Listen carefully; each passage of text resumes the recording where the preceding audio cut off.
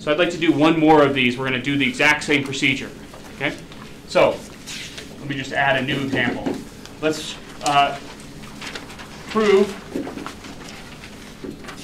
the limit as x approaches 2 of 3x minus 5 is equal to 1 using epsilon delta definition.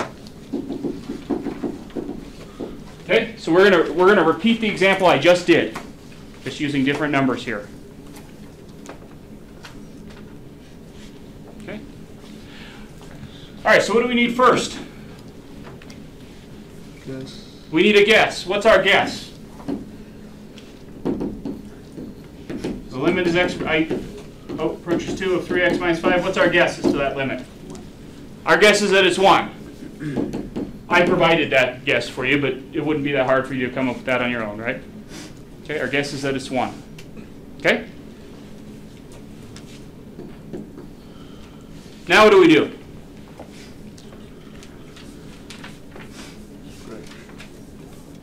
What's that? Scratch. We're going to do our scratch work. What's the goal of the scratch work? Our goal, well, yeah, I guess we have kind of two goals. One is to build the expression x minus a, but that's sort of an intermediate goal, with the final goal of having a formula for delta. Okay?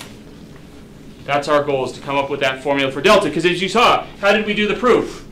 We said, where'd the proof go? Okay. How did we do the proof? Somebody handed us epsilon. What did we immediately do? We gave them a delta formula. How did we get that formula? Well, that's what our scratch work is going to enable us to do. Okay? All right. So what do? We assume that epsilon can be made to be greater than, or sorry, we assume that our expression basically can be made less than epsilon. I'm reading the inequality backwards. But of f of x minus, what do we think the limit is? We think it's 1. Okay? So we're assuming this, right? This was the last line of our proof, was to get that epsilon there when we did the proof. But now we're going to start off assuming that we got within there and see what a consequence of that would have been. So that would be the absolute value of 2x minus 5. Oops, excuse me, I think it was 3x minus 5, wasn't it? Yeah. 3x minus 5 minus the limiting value, L, which is 1 here. Okay. Folks, who's playing the role of A in this problem? 2 is playing the role of A. Who's playing the role of L? 1. Make sure you keep track. What does A go with, x or f of x? A goes with x. What does L go with? F of x. Make sure you've got those straight. Okay. All right, so what's my goal here? I'm trying, well, I guess secondary goal. My goal is to build the expression what? X minus 2, right? That's what I'm trying to build here. Well, let's see here. This gives me the absolute value of 3x minus 6. Okay, what can I do here? Well, I can rewrite this as 2 times the absolute value of x minus 3. Oops, of x, excuse me. I'm talking nonsense. 3 times the absolute value of x minus 2.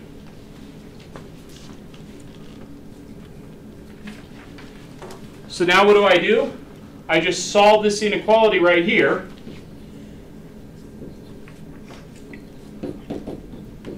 For the x minus a term. So I'm going to divide this 3 over to the other side. So I get epsilon, oops, I was looking right at it. I said don't let the number that goes on the other side be a 3. Anyway.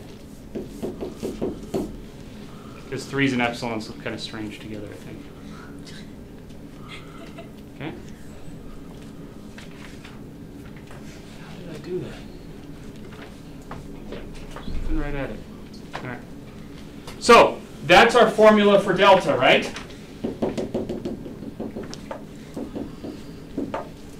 That will be our formula for delta. Here's the proof. What do we write first?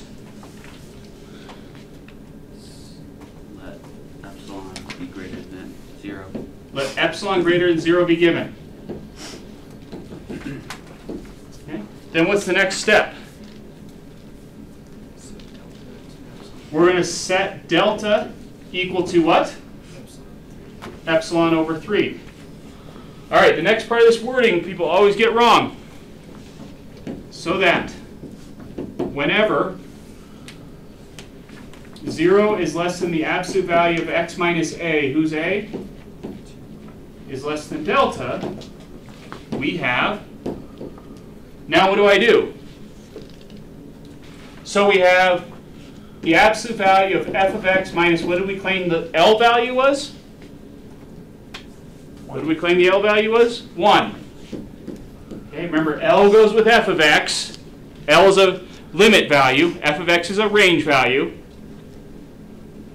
A goes with x, because A is the limiting value and x is the domain value.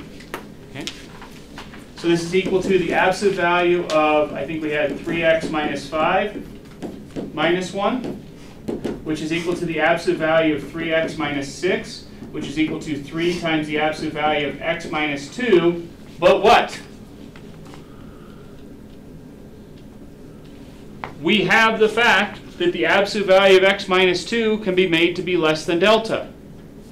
So 3 times the absolute value of x minus 2 can be made to be less than 3 delta.